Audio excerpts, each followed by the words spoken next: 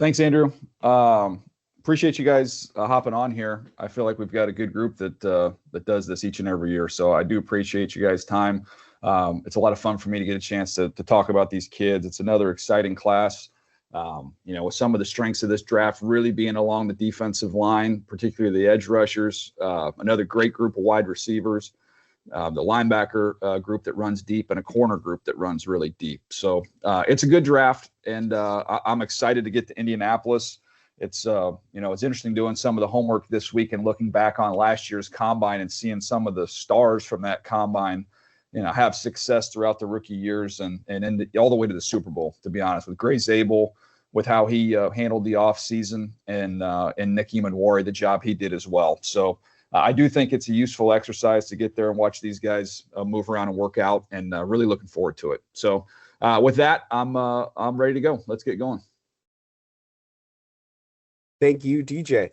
We will now begin the question and answer portion of today's call. I see a number of you have already done so, but to ask a question, please use the raise hand function. To note, we have a hard out at 3 p.m. Eastern Time, so we will look to get to as many questions as we can. To help with this, we ask that you please limit to asking one question.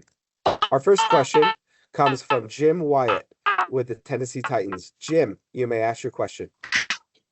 Okay, Daniel, appreciate it as always. How much debate do you think there will be with the edge rushers leading up to this draft? And is there any scenario where the Titans are having their choice there sitting at 4, or is it what I'm going to be going?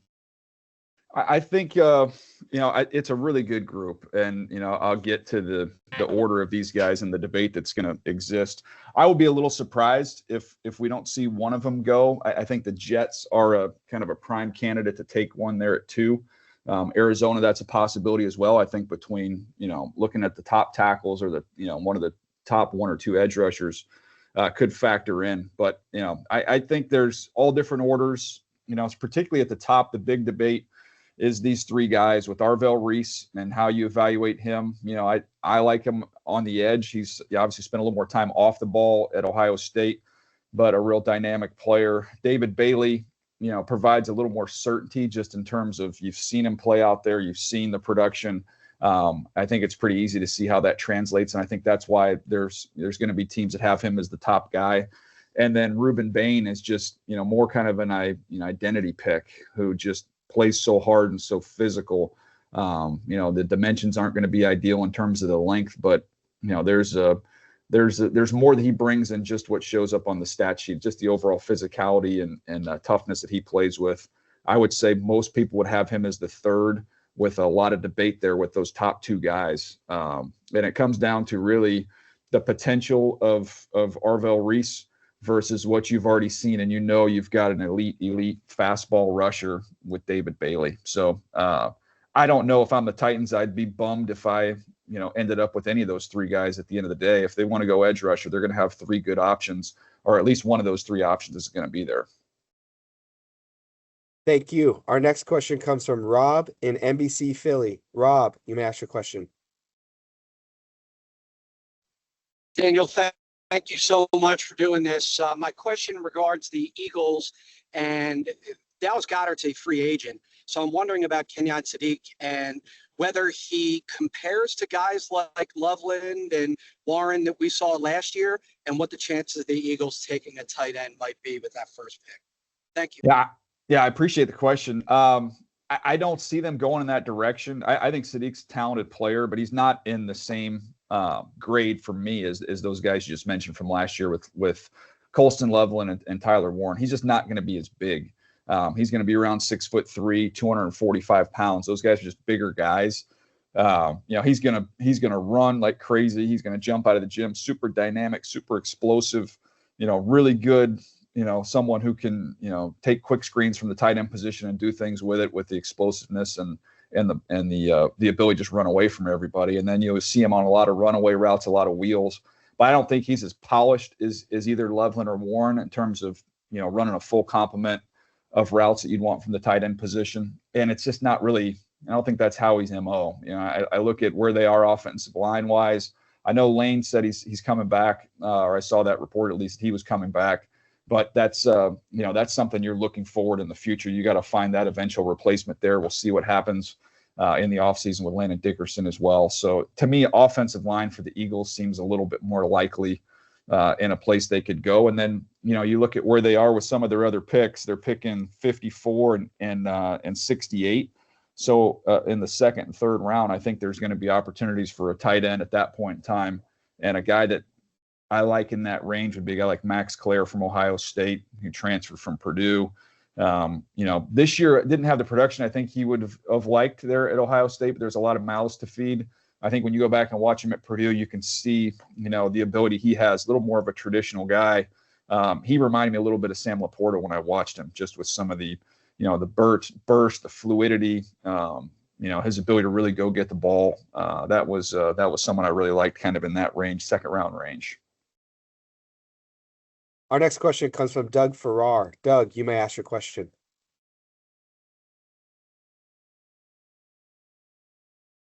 Doug, you may ask your question. Sorry, I was muted. Sorry. DJ, thanks for doing this. Obviously, more and more teams in the NFL want to do it all, DB. Good luck with that. But the Derwin, Hamilton, and Worry. I wanted to ask you about three guys. Downs, obviously. McNeil Warren from Toledo and Dylan Tieneman from Oregon. How you project them as legit do-it-all DBs at the NFL level, and if there's anyone else in this class you see maybe becoming that guy. Well, I love the question, and it is something I think teams are looking for, having guys that can do what those three do in terms of bigger nickels, guys that can play in that role and be force players and cover tight ends and blitz, do a lot of different things with them. But I love all three of those safeties. I had all three in my initial top 25 in this draft, and I think once I update it, going through this weekend, I don't see any of them going down, only potentially going up. But with Caleb Downs, everything he does, he just kind of does right. He doesn't have the size that those other three guys you're referencing do, just in terms of the size and the length. I don't think he's quite as explosive as those players are, but you can cover tight ends. He can do that easily. He's an outstanding force player. So you got somebody on the field that can be a real reliable, firm tackler, takes great angles. I think he can be a communicator back there as well. Just not quite as much playmaking. To me, McNeil Warren is the one that's the most intriguing of all these guys, who's, he's going to be, when they had him measured in the spring, he was 6'3 3/8, 209 pounds. So he's a little bit of that bigger, longer, rangier guy who's got incredible ball skills, can play in the middle of the field. He's got a real presence and physicality over the middle. You can see all the, the plays in the ball, which are impressive. They had a pick six against Western Kentucky that it's pretty dynamic. He just pulls the trigger and plays really, really fast. And when I watched Derwin doing the Charger games, he's just bounces around. He's just got a lot of energy to him with how how he's used and how he plays. And the closer he gets to the line of scrimmage, the more energy he provides. I see some of that with McNeil Warren. And then Thieneman from Oregon, you're going to start seeing the buzz on him start to really, really build as we get to Indy. He's going to run a heck of a lot faster than people think. He's going to jump out of the gym. He is super, super explosive. And you go back to Purdue, and when he was there as a true freshman, playing in the dead middle of the field, making interceptions outside the numbers with that type of range. And now you get to Oregon, he can cover in the slot, can be a legit nickel and mirror and match smaller, quicker guys. Another guy who's, trusts his eyes, flat-footed reads, great angles, excellent tackler. I think those three guys are three of the best players in the draft, not just three of the best safeties. I think they're going to be in high demand. And then, an interesting guy that I'm keeping an eye on as we go through this process is Jacoby Thomas from Miami. He would be kind of in that next wave. You get to him, Bud Clark from TCU, AJ Halsey from LSU. There's another good group of safeties behind him, but there is a little bit, those are the big three. There's a little bit of a gap before you get to the rest of these guys. Our next question comes from Nate Davis with USA Today. Nate, you may ask your question. Thanks, DJ. I'll ask the quarterback question. I think we all kind of know where Mendoza's going. I'm just kind of hoping you could kind of contextualize maybe this class back to maybe 23 or so, the Bryce Young Stroud year. And then specifically, I was curious about how Ty Simpson kind of slots in. I think you kind of telegraphed that he's got maybe a lot of money to make over the next couple of weeks or not? Thanks. Yeah, I'll start with Ty Simpson. I think he probably has the most at stake between where we are today and when we get to the draft. Just, is someone who I think most teams will have as the second quarterback. It's not really, so much is he number two. It's just how high of a pick is he worthy of? Is he worthy of a first-round pick? And when you have the limited number of starts that he has, teams are going to have to get comfortable with that. And one of the ways they can do that is by watching him, move around and throw and getting a better feel for his physical skill set. And then probably more importantly, just meeting with him and, seeing how he understands the game. Son of a coach, I think he'll do really well in that environment. But to try and, get beyond that start issue, which is a real thing. So I think he's got a lot at stake as we go through the rest of the process. For me, I have him as, he's in the, 30s, 40s range for me as just a pure grade. But I wouldn't be stunned if he ended up going in the first round because there's enough teams in need of the position. And I do think he'll be impressive going from this point forward. I just wish, at the end of the year, he wasn't healthy. I thought he played a little bit small when he got in crowds, in some of those games late in the year, and just don't know how much to attribute that to the injuries versus, he got exposed a little bit at that point in time. So a lot of homework left to do on him, but I think he's clearly the second quarterback in this draft class. And then, comparing Mendoza with the Bryce Young, CJ Stroud draft, I would have him, just off of the college grade, just a tick above those guys for me. So I would place Mendoza over him. I would put him behind, the group we had a couple years ago, those top three guys. For me, it was Caleb 1, it was May 2, Jaden Daniels 3. He would slot in behind those guys. But I think he's excellent. I think he's ready to go.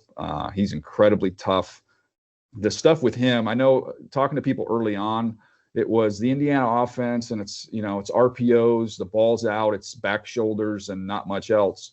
And then you go through and study him and you watch all the 3rd and 7+ throws that he makes and tight windows and hanging in and taking big shots and showing his toughness.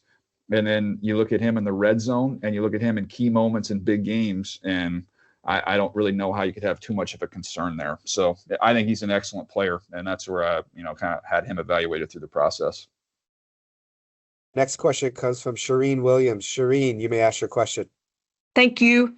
Daniel, I know you can't, I'm doing something on last year's draft. You can't judge a draft on 1 year, but what did you think overall of that draft? And what were maybe some surprises in that draft, either good or bad?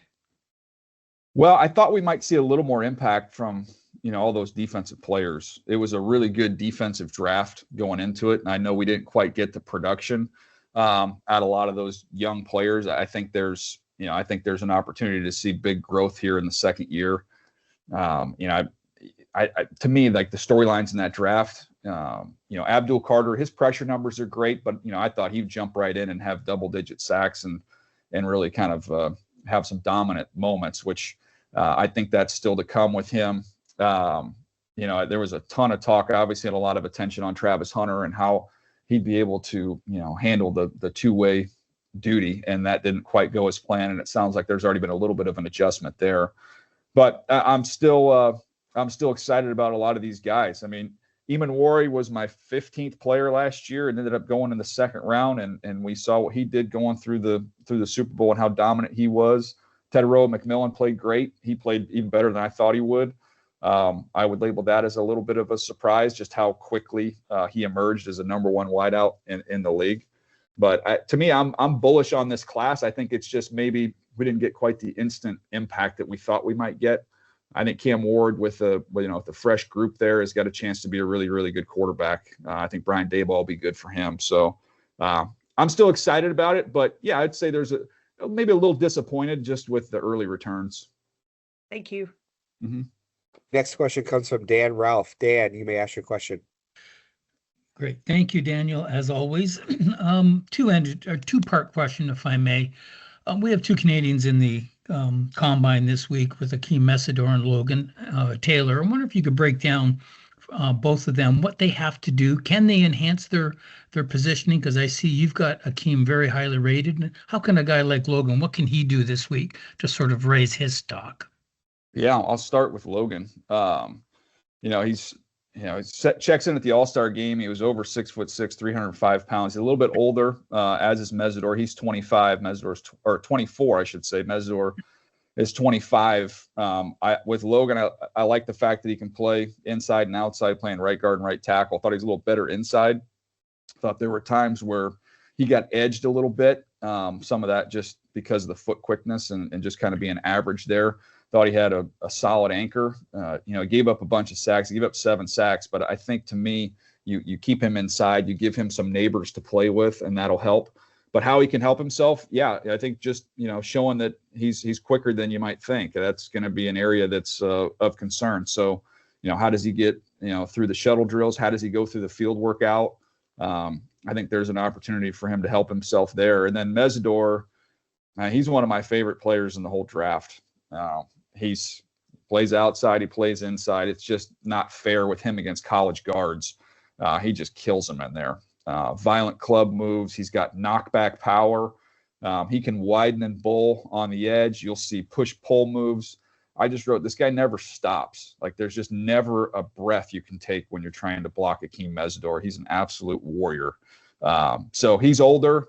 That's another conversation that I think teams are going to have. I just go back over the last few years and see guys who were older, and obviously the quarterback position is different, but Tyler Shuck, Bo Nix, I don't think there's any regrets with those teams, with those picks. I look at a guy like Craig Woodson last year with the Patriots, is a little bit older. Well, he's plug and play and played great. Peyton Wilson, linebacker for the Steelers, a little bit older. I don't think they have any regrets there either. So I think the age thing in years past may be a bigger issue. In this particular draft, we have a lot of 24 and 25-year-olds, and I think teams are going to look beyond that. Terrific. Thank you. Next question comes from Jordan Rodriguez. Jordan, you may ask your question. Hey, DJ, thanks for doing this. Good to hear your voice. Two-part question, if you don't mind. When you were a scout and you were starting to build your reports, where did you start, and how did that report shape and evolve over time as the evaluation did? That's a great question. I always tried to think of the report of, you do the background information, which is, you're going through and talking to all your sources at the school and getting all the character, the weight room stuff, the academic advisor, trying to get a feel for the person. That's in its own separate category. But in terms of the body of the report where you're evaluating the player, I like to be able to show how he does in the run phase of the game, either side of the ball. Like, let's show how he is in that world. How does he play against the run? What does he do? How does he perform in that area? Then I go how he does in the pass game, and looking at how he's playing right now. And then I look at it from an athletic component. Where is he at athletically right, at this point in time? And then finally, the end of the summary is you're just projecting what, now that we have this information, what he does run and pass, how he is athletically, and the competitiveness ties into that world as well. And then you're just projecting, what does he do for us specifically? And that's one of the differences in the media side of it versus when I was with the team. With the team, it's actually a lot easier because you can say, this is how we will use this player. These are the operating instructions for, what he would be for us. It's a little more difficult when you don't really have that scheme or team or environment to scout to. So that's kind of the way, I always approached it, and kind of the way I was taught there in Baltimore. And then as you talk to teams and you do it yourself as well, in your evaluations, how has technology changed the way that, like, the process of the reports are filed, or have you heard of teams and the different technology that they use, how that's changed, I think, quite dramatically over time? Yeah, there's definitely shorthand. There's a lot of stuff, and you would probably have good information on it because I know the Rams are at the forefront of it. I know Jacksonville's taken that. I know the Lions have done that. So that's kind of off of Les's tree a little bit. But being able to just kind of have, phrases you can grab almost from a bank, so you can just kind of plug that in that way. That's become a new way of doing it, and not having to go through 9 million, position specific. We used to have boxes, so it would have like each player if you're a wide receiver, we might have 8 to 10 position specific traits where we'd have to give them a number grade and then have little, write up in each of those individual boxes, which took forever. Well, now it sounds like there's kind of, look, there's only certain types of things you're going to see from a wide receiver. So to be able to just kind of pull that from a bank, I think is pretty valuable. And that also allows you to run a lot more reports and analytics based off of, when we find guys that we've said offensive linemen that are, struggle to anchor. Well, that's now that we've looked back 5 years, that's been a major issue, and those guys haven't overcome that. It's a lot easier to run reports and learn from your hits and your misses. I appreciate it, DJ. Thank you. Sure. Next question comes from D. Orlando Ledbetter. D, you may ask your question. Yeah, thanks for doing this, Daniel. For what how's the depth in the draft for the teams that are picking? They don't have a first round pick at a defensive tackle, cornerback, and wide receiver. I would rank that wide receiver, corner, D tackle in terms of the depth, but it's not in bad shape at defensive tackle. It's just much deeper at the other two. Wide receiver is really, really good. It's comparable to the last several years. I think I ended up counting it up the other day. I think I had 19 guys with grades that would put them in the top 3 round range. So that's a really good group of wide receivers. Corners, we got a nice mix of outside guys and one of the really, really good groups of slot corners that I've seen in the last few years. So good, not quite as deep as we've been in some other years, but really solid there with again, a really nice mix of slot corners. And then the defensive tackles, it's not as deep as the edge rusher group in this draft.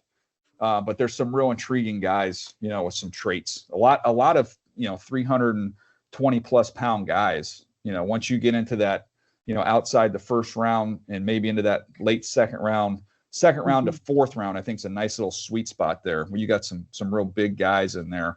And as teams are playing with more shell coverage, and just about everybody is, and they want to stop the run with fewer bodies, I think the presence of these 300 plus pound DTs, why they might not be, big time upside pass rush players, I think they're starting to have a little more value again. Thank you. Yep. Next question comes from Stu Jackson with the Rams. Stu, you may ask your question. Hey, DJ, kind of along the lines of what D was just asking, what are the skill sets or traits in your mind that define the cornerback and safety classes this year, and how, if at all, does that influence your evaluation of, say, a team like the Rams doubling down on the secondary with McNeil, Warren, and Hood in your recent mock draft?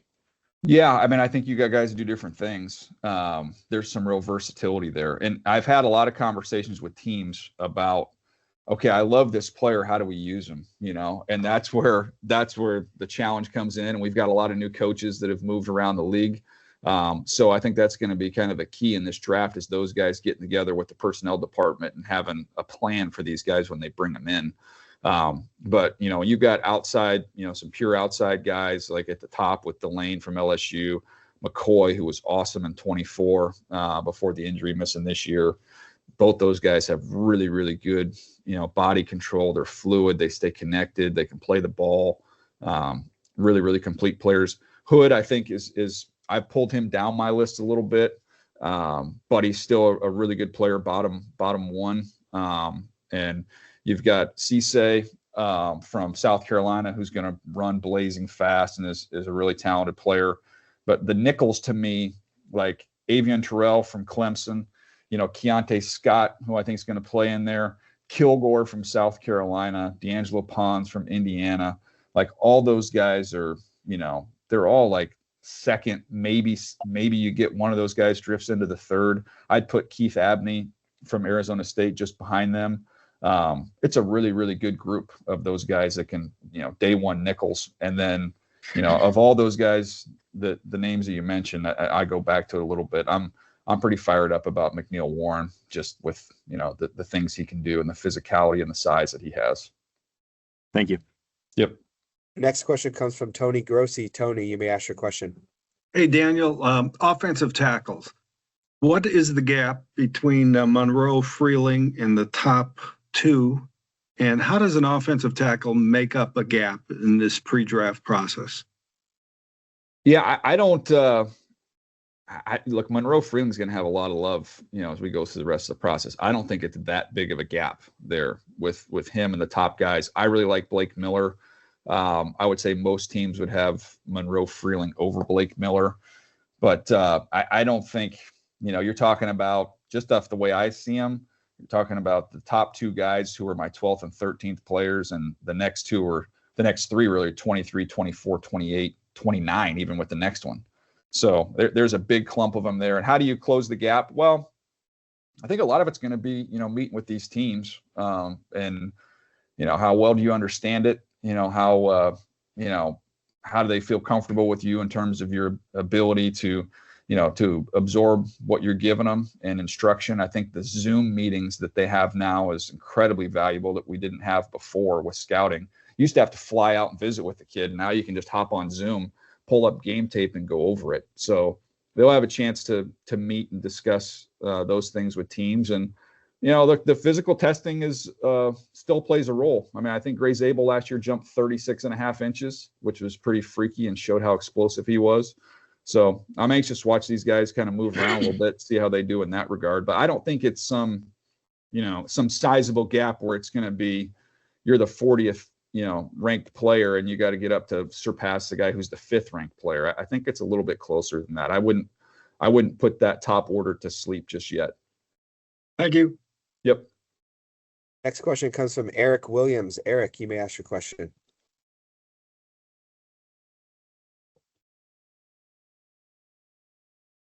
Eric Williams. Eric, you may ask your question.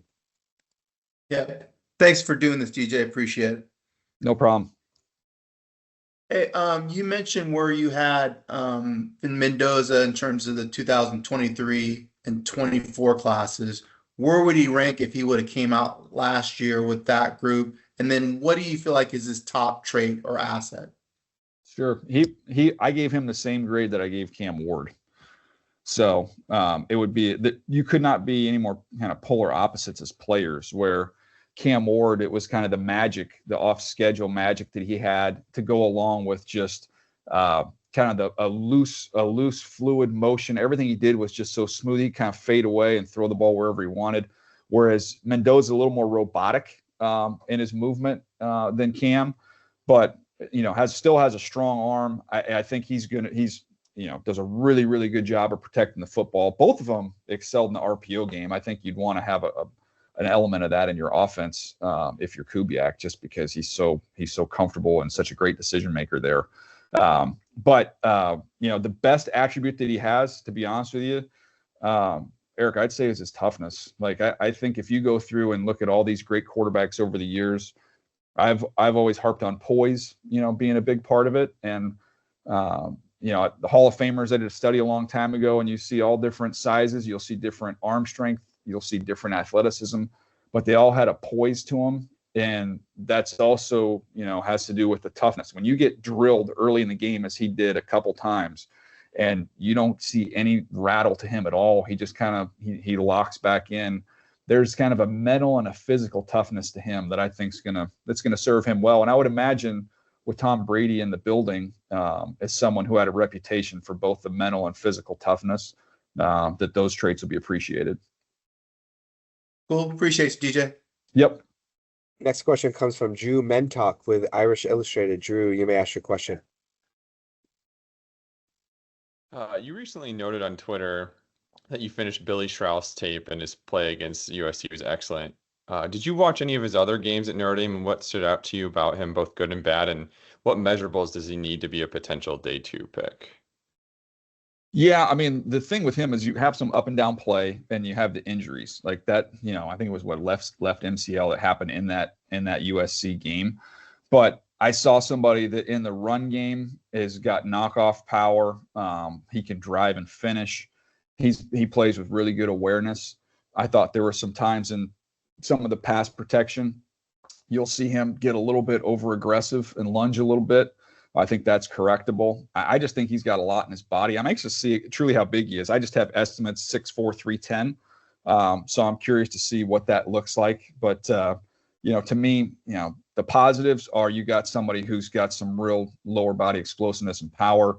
the negatives on the ground a little bit and, get a little over aggressive and get over his skis. So those kind of the positive negatives. But the USC tape, like in terms of the ability to drive and finish guys, was one of the better, run blocking games that I saw from these interior guys. I have a grade on him that puts him kind of in that third, fourth round. We'll see how he is and how big he is. I don't know that for sure, but I thought he had, potential starter ability.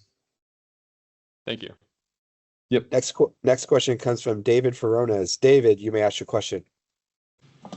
Hi, DJ. I saw you had Mansour Delane going to the Dolphins in your latest mock. Beyond a need for a young corner in Miami, what do you like about his fit there for Sullivan, Hafley, that duo there? Yeah, I think they'll appreciate the fact that he's scheme diverse. He's someone if you want to play him in press, he's really, really smooth. He can flip and open up real easy.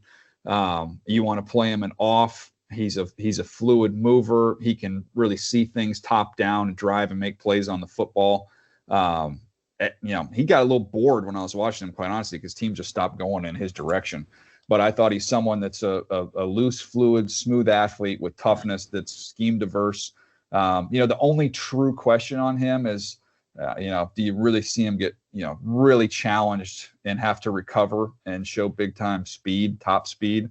That'll be something. I don't have the GPS numbers yet. I haven't got my hands on him from the teams that have that, and we'll see how he runs in Indianapolis. But that would be kind of the only real question there. He's someone that could really fit in any scheme. Thank you. Yep. Next question comes from Bob McMenamin. Bob, you may ask your question. Daniel, thanks a lot. Back to the quarterbacks. Assuming the Cardinals make a day 2 pick for one of those guys that could be available still, would you factor in much of the McVay-Shanahan coaching tree with Mike LaFleur here connected to one of those guys? And if so, of those 2 or 3 guys, who are they and why would you think they might make sense in Arizona? That's a good question. Those guys in that next tier. So Ty Simpson, I think would fit great in there. We'll see, where he ends up going. If he ends up going in the first round, then that would take that off the table. But pick 34, that's about right where I have him. So if he were there at that point in time, I think that would be a really solid pick. That next group of guys you're talking about, to me, it's three guys for me, which is Aller, Nusmire, Carson Beck. Aller and Beck kind of like pure pocket, big guys. Movement's not going to be a huge part of what they do. I mean, they can move around a little bit, but that's not really what they do. Garrett Nusmire, a little undersized. He's not an elite athlete either, but kind of reminded me of an Andy Dalton style of player with a compact delivery. He's decisive. He's got enough arm. He doesn't need a ton of foot space. He's going to be able to direct traffic and set fronts and the set protections and those things. So as son of a coach, he's going to be really solid in that area. And I have heard Aller's done a really good job or will do a really good job in that regard as well. So in terms of how that fits within that system, I don't know that there's, outside of Ty Simpson, I don't know that there is an ideal fit with the rest of that group. I might be more willing at that point in time, if Ty Simpson was gone, to see who's kind of left for me in the following round. Right. Thank you. Yep. Next question comes from Mike Chappell in Indianapolis. Mike, you may ask your question. Daniel, how are you? Good. Looking forward to having some good weather for you next week. I know. I saw later in the week. It looks nice, right? Yeah, come here now. It's like 70, so but whatever. Two questions. One is when teams miss on quarterbacks at the top, I would almost include Anthony Richardson in there. Is that more of a team failure, or what have you attributed that to? The Sam Darnolds and Baker Mayfield or whatever. And secondly, with the Colts having no first round pick, do they get more value at maybe a receiver or defensive line where they got to start remaking?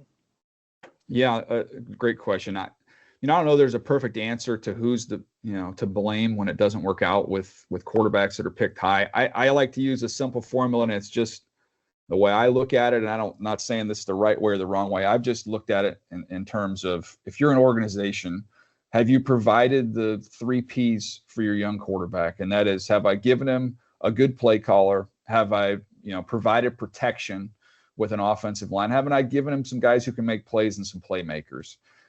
If I've done all those things, if I've got a guy who knows how to call offense, I've invested in the offensive line, and we got guys who can make plays, and it doesn't work out, well, then I'm going to say we just, we got the wrong guy. And it is what it is. But I would say the vast majority of times when it doesn't work out with a young quarterback for a team picking up there, one of the reasons you're picking up there is because you're at least missing, one of the two in terms of the protection and the playmakers. And, hopefully you have the right play caller. But I think that's where you could say organizations fail a lot of these young guys. Is you don't really have a fighting chance if you don't have those things in place. So that's kind of how I look at it in terms of the second round. There's wide receivers galore that are going to be there. They're really, really good players that I think, it's literally all shapes and sizes. We'll see what happens there. They've got a big free agent. So, and I think Pierce, and just talking to teams, I think he'll have a robust market if he were to get out of the building. So if you're trying to replace some of that, kind of that size element, that big play element downfield, Denzel Boston's going to go in the first round. Malachi Fields probably goes in the second round in that range. But you've got guys who can get down the field. We'll see what happens with Chris Brazzell from Tennessee. He's a big guy. If you're looking for those big guys to try and replace him, and then you've got some real, good undersized players that I like, and Antonio Williams from Clemson. You got Zach Branch from Georgia who can fly. Jeremy Bernard from Alabama, can do a little bit of everything. So there's a lot of guys. A mid-round, like third round guy I would throw out there. I'm a Malik Benson fan from Oregon who's got big speed. So if they do lose Pierce, they'll have some options to go get some help. Appreciate it, DJ. Yep. Next question comes from Phil Perry. Phil, you may ask your question. Hey, DJ, sort of a little bit of a follow-up, I guess, to Mike's question, but I'm curious how you'd approach this offseason if you're in that Patriots front office, knowing the season that Drake May just had. I know you gave them a defensive player in your most recent mock. Did you weigh it all, maybe adding to, one of those 3 Ps for Drake May in the draft? Or was he so impressive to you that maybe he could kind of make up for what they don't have on that side of the ball, and you just start adding to other portions of your club? Well, we can just tie it together. You just take Pierce to start with. So, apologies to Mike, but you take Pierce and you plug him into the Patriots, and that solves one of those issues. But no, I think they definitely need to get more weapons. And you can do that in free agency as well as a draft. I don't know that they need to expend a first round pick there. I do know when you look at the roster construction of the teams in the Super Bowl, and really kind of the best defenses, a lot of those defensive linemen are high tickets in the draft. Like, you can find them there. Whereas I think you can find some wideouts in day 2, even beyond day 2 in a draft like this one. So I would try and invest in that if at all possible. If there's a name that you really like that's there at the end of one, I think that might be the most bang for your buck, is just getting one of those edge rushers at that point in time. And knowing full well we've got free agency ahead of time to get a wide receiver and a weapon. We can get offensive linemen. I think some interior offensive linemen, second, third round is an opportunity to help yourself there as well. So that's why I just think if you look through the league right now and look at teams with needs heading into the draft, you'd be hard pressed to find many that don't have edge rusher on there. So even though we've got a boatload of them, they're going to fly off the board. So I say just get one. Great. Thanks, DJ. Yep. Next question comes from Dave Burkett. Dave, you may ask your question. Hey, DJ, always appreciate it. No problem. So Lions question, they need a center, obviously. Want to know how long in this draft can a team wait to find a center who can maybe start in year 1? And I could be wrong. I don't think you had any centers in your top 50. So unless you have one of those guys as a conversion candidate, like, how would you approach that position if you were Detroit? Free agency, draft, move Tate Ratledge, or something else? Yeah, it looks like, look, there's a lot of jobs that are great. I love my job, but if I could switch jobs for just the next couple months, I'd want to be Tyler Linderbaum's agent, because everybody that I talk to seems to be in on Tyler Linderbaum. So it sounds like he's going to have a robust market. Congratulations to him and his family. Look, there's some good guys, some like third round type players. And there's guys that are interior players with like, where would you have some experience there? But look, Sam Hecht from Kansas State, I think can start day one. He probably goes in the late second, early third round range. Jake Slaughter from Florida, I think would have a chance as a third round pick to come in and get on the field right away. Trey Zune played primarily, left tackle, but has some center experience at A&M. Maybe that takes a little while, but he's graded for me in that same range as guys who'd have a chance to play pretty early. So I think there's a decent group of centers there. I don't know that there's one that I would, jump on the table for to take, in the second round, maybe a little bit of a reach there, but I think you can get one of those guys at that point in time, or you can trade back, whatever you want to do there. But I think those guys that I mentioned all have a chance to start. Right. Thank you. Mm-hmm. Next question comes from Patrick Finley. Patrick, you may ask your question. Hey DJ, how are you? Good. Good. The Bears are drafting 25. They're not used to drafting this late lately. If they need a left tackle or an edge rusher, is there a starter to be found there? If so, who could it be? And at what point do you just go best available, kind of the way this draft is shaping up? Yeah, I'm always a fan of going best available, which is hilarious. It's always a great discussion because, you take for need or best available. I'm like, well, a lot of teams stack their board based off need so they can justify taking best available. It's like, come on, guys. No, there's going to be tackles. There's going to be both there. They're in a great spot for those two positions. Tackles, I think you see, one of those guys is going to be there. And, you've got a group of them there from Blake Miller, Monroe Freeling, Proctor from Alabama, Lomu from Utah. I would say even Max Ianachor is in that range now out of Arizona State. I had him. He was my 41st player going into the Senior Bowl. He was awesome there. And plus, he's a big physical dude. So whose best football is ahead of him. So he could start getting into that range of the draft as well. So out of that clump, I can't envision all of them are gone. So you're going to get one of those guys who would be, able to plug and play, in my opinion. And then you look at those edge rushers. It'll be fascinating to see what happens. With Mesdor, we talked about a little bit older, but a great player. Cassius Howell. He's going to be an interesting case study because he's got all this production. He's just over 6'2", 254 pounds. He's going to have really, really short arms. There's teams, people can say it's no big deal. Teams care about it. So that'll be interesting. And then you take the short arm part of it. And then I think he might run in the low 4.5s, potentially even faster than that. He's a freak in terms of how explosive he is. But he's going to be kind of in that range. And then, Keldrick Falk is someone I think teams are all over the map on. He's got this ideal frame. He's young. He's almost 6'6", 274 pounds, plays inside, plays outside, real smooth mover. He's great against the run.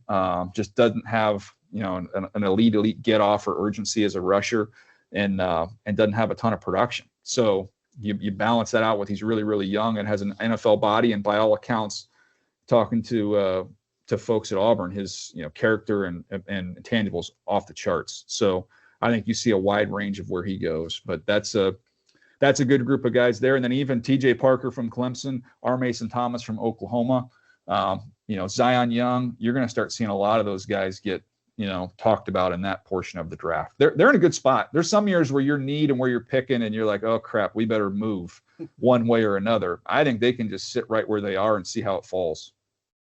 Thank you. Next question comes from Angelique Shingalis from Michigan. You may ask your question. Thanks so much. Definitely asking about Michigan, of course, and just your impressions, Daniel, of this group, and particularly I think Derek Moore and Barham and Klein, and whether if there's a spot for Max Bredesen. Sure. Yeah, I'll run through them here real quick. Derek Moore, first of all, he had the best rep at the Senior Bowl, where you could see just how explosive and powerful he is. He's got the production with 12 sacks. He's got an array of moves, quick swipe. He's got strong hands. He can, kind of rip and flatten to the quarterback. He plays hard. Him and Barham both play really hard, and he can he can really dominate tight ends at the point of attack. He's in the second round range for me. With Barham, not as much production with the 4 sacks, short, quick steps. He's someone who can dip under blocks. He can, again, dominate tight ends. I don't think they're allowed to get blocked by tight ends at Michigan. He can really close backside, and they kind of, use him as a joker and kind of move him around and let him blitz. Just a lot of twitch and plays really, really hard. He's someone in that he's going to me, second, third round range, probably bottom 2 to the middle of the third round range. And Klein, he's got an ideal frame as a tight end. He's got speed off the line. He can really, he can pluck the ball away from his body. You see him on the move. I think he's at his best, like wheel route. You'll see a touchdown. I don't love him working back to the quarterback, getting in and out of breaks in that regard. But, he's good after the catch with speed. You'll see him hurdle guys. There's upside there. I don't think he's who he's going to be. I think there's more there. Third round again for him is where I had him. And then 2 other guys I'll mention real quick. Rayshon Benny. I liked what I saw from him going through the end of the year. He's got 33.5-inch arms. He can play a couple different spots inside. He's really, really strong at the point of attack. Not a big time pass rusher, but someone who I think has real value against the run. 3rd, 4th round. And then Bredesen is a fun player. Just you got to figure out what you want to do with him as a wing, as a fullback, H-back. He's a really, really good blocker. Can latch, drive, and finish. They love to use him and kind of motion him away and let him just tee off on guys on the split zone stuff that they run. Just a blue collar player. 2 catches for 11 yards doesn't look great on paper, but I actually really enjoyed watching him because he was so nasty and tough. Thank you. Sure. Next question comes from Matt Paris in New Orleans. Matt, you may ask your question. Yeah. Hey, thanks, DJ. As you're the Saints at 8, just wondering, as you're kind of looking to build this around Tyler Shuck, in your latest mock, I think you had a receiver over Jeremiah Love. Does that come down to positional value? How would you kind of build around Shuck if you were the Saints, specifically at 8? Yeah, I think there's still, more pieces to add there. Obviously, I like the young tackles that they have. That would be a great decision to have if you have, a guy like Mekhi Lemon there and then Jeremiah Love. I think I had put Jeremiah Love there previously. So I wanted to see what it would look like there and try and find a complement to Chris Olave. I think he would catch a bazillion balls in that offense from that quarterback with Kellen calling plays. I think he would know exactly how to use Mekhi Lemon, and he'll give you easy completions for a young quarterback. He can work in the middle of the field. He's tough. He can help you out if you need him to dig out a linebacker in the run game as well. So that was kind of looking at a different option there. I don't know that there's a wrong answer. Jeremiah Love, is someone who can impact the passing game as well as a true home run hitter. I always like, Jeremiah Love's one of my top players in the draft. I think he's my 2nd or 3rd overall player. But on the running back thing, yeah, he's my 2nd player. There is something to, okay, when the team is ready to really take off, then you drop in the running back. So you utilize all of his carries. They all matter, and they're helping you, get in the playoffs and chase a championship. I think there's some other pieces to fill before you say that rocket's ready to take off there in New Orleans. So I kind of like the idea of letting Mekhi Lemon, grow with a young quarterback, and they can play together for 7-10 years or so. I just thought that would be a fun fit. Thank you. Yep. Next question comes from Ray Fittipaldo in Pittsburgh. Ray, you may ask your question. Hey, Daniel, knowing that the Steelers accumulated all those comp picks to probably try to go get a QB this year, if you're Omar, what do you do now with all those picks? I think they're going to get 12, probably not a quarterback. So what's your game plan if you're Omar? Yeah, I think there's some things you need to accomplish, in the draft, but I also think there's 2 other options. I think you have ammunition to go get a veteran player. You want to trade for a veteran, that 3rd round pick will score you a really, really nice piece historically in the trade market. So you could plug a hole that way. You could try and, use one of those picks to accumulate picks next year, where at least on the surface this far out looks like it could be one of the best drafts we've seen in a very long time, with high premium, high end talent. And if you don't feel like your quarterback of the future is in this draft, getting another lottery ticket next year would make some sense just to give yourself more ammunition. So I think those are two options they could go with. I do think they need to get some receiver help on this team. I think you can look at them at the corner position as well. So they've done a really good job of the last few years investing in offensive linemen, and I think they've got some really good young pieces there. You look on the defensive line, I like what they have there with some really good young pieces. So to me, this feels weird to say for the Steelers, but it feels like kind of a perimeter off season, getting better on the perimeter. Thank you.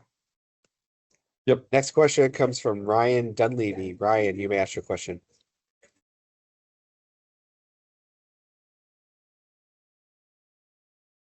Ryan. Hey, Daniel, thanks for doing this. No problem. You teased it earlier, but with Ty Simpson, but why do you think it seems like the college start stat has revived here those last 5 years? I know that started with Parcells years ago, but then it went away. Why do you think that what is the magic number, so to speak? Why has that come back? And does that exist at any other position, Daniel? Like for offensive line, maybe? Is that a thing too, where if you only have X number of starts, you can't be trusted right away in the NFL? Oh, it's always just going to make you feel more comfortable, when you have more starts, there's just more evaluate. And I remember back in the day, we used to make a big deal about, I think it was when I was in Baltimore, and we had drafted Tony Pashos. This is a bazillion years ago. I think he was out of Illinois. And we took him late, and he was big, and he was a little bit stiff, but he had started a zillion games in the Big Ten. And we were like, guys that start a million games along the offensive line in the Big Ten, they just seem to stick. They're tough, they're smart. They kind of work around whatever deficiencies they may have. So we used to always, point to that with the offensive line. With quarterbacks, I think it's always been important, but I think the difference now is because you're not paying these guys as much as we were in the previous era, going back to the Stafford, Bradford era, that teams now are quicker to move on. That, there's look at all the conversation around JJ McCarthy that's taken place already this off season. It's been it feels like he's barely got on the field, but people are like, okay, we gotta, we could move in another direction. You couldn't do that because of salary implications in years past. Now it's like no harm, no foul. If it doesn't work out, you just go back and get another one. So you want him when they get there. What I'm getting at is you're not going to be able to have a lot of time to develop them. So you need a lot of that development to have taken place at the college level. And, the Joe Burrow you saw at Ohio State, even the Joe Burrow you saw his first year at LSU was not the Joe Burrow you saw his final year. The Bo Nix you saw at Auburn was not the Bo Nix that we saw at Oregon. I can go on and on. Jalen Hurts from Alabama to Oklahoma. These guys all benefited from getting all that work. And then on the flip side, obviously McCarthy didn't play a ton. You look at Trey Lance, who did not have a ton of experience there. So we've seen some guys who haven't worked out. So I think it's kind of all those things together of why you care. And I've mentioned this before, but for all the the issues that have popped up in college football and a lot of complaints with how things have changed and NIL and the transfer portal, what doesn't get discussed at all, and I think is a massive deal from the scouting standpoint, is the realignment that took place. If you're watching a quarterback in the SEC or the Big Ten, you're watching him against elite competition, five or six times during the regular season. And if they make a postseason run, you might get 2, 3, 4 more games of that. So the more you can see of a player, the more comfortable you're going to be with who he is, and the more confident you'll be in your evaluation. So that's kind of where that comes from. Now with Ty, there's the first 6 or 7 games, he was excellent. Making good decisions, accurate layer throws, processing so well. And then whether it was a combination of injuries, no running game, the offensive line not being great, but he didn't play well coming down the stretch. So when you see that, you don't have another 3 or 4 years worth of good tape to forgive that and to be comfortable with it. It's kind of like, well, gosh, I'm getting ready to take the guy in the first round, and I've only seen really 7, really, really good games. That's where teams get a little bit nervous. Thanks, DJ. Yep. Next question comes from Andrew Mason. Andrew, you may ask your question. Hey DJ, you have CJ Allen mocked to the Broncos at number 30. Wondering what you like about him as a Broncos fit, and if you were the Broncos heading into the offseason, what would you do in terms of finding the pieces to have them kind of close whatever gap exists between them and the Seahawks and Patriots? Yeah, I mean, I think there's two positions they love to address would be the running back and tight end positions. The challenge is kind of where they are in the draft. I don't know how that's going to fall for them. One name I would keep an eye on there as we kind of go through the combine and go through the spring. I have Jeremiah Love is going to be long gone, but his teammate Jadarian Price, I wouldn't be surprised if, as we go through the process, he were to kind of jump into the back of the first round discussion and become potentially an option there. Someone who also has some kick return value, but I think he could be a number one back. If he was playing anywhere else, he would have been. Just happened to be playing with Jeremiah Love, but he's got vision and balance. He breaks tackles. He can catch the ball out of the backfield. Didn't get as many opportunities because of Love, but he's someone that I think's got a chance to be a 3-down complete back, which would be a great pairing with Harvey for that group. And then I think tight end wise, whether or not they look for that in free agency or, could be something in later rounds they could look to address.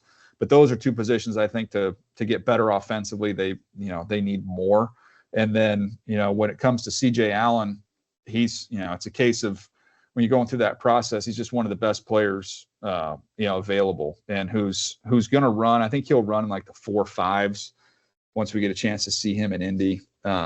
He's just a real physical player. This is a fast defense, a lot of fastballs. And then what that can do is sometimes it can create a little bit of space there. And he can suck it up. He can do it with speed. He can do it with physicality. He's the communicator for that defense. He can kind of be the nerve center.